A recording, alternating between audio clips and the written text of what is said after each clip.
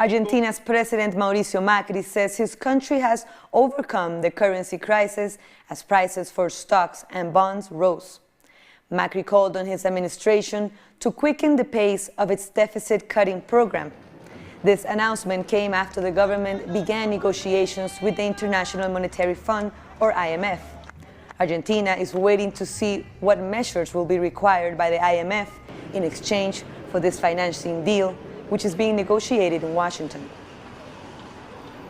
We believe that the turbulence over the exchange rate has been overcome, but we consider that it's important, very important, to recognize all the anxiety that various sectors of the population have experienced. Meanwhile, hundreds of people marched in Buenos Aires to reject Macri's economic measures. They are also demanding better actions against high inflation.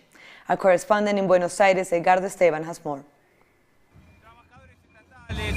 Public workers, social movements, and pensioners have mobilized to the streets of Buenos Aires to demand the government of Mauricio Macri increase salaries and take action against high inflation, which increased 10% in the last 4 months, making basic goods difficult to afford, especially for people with less income.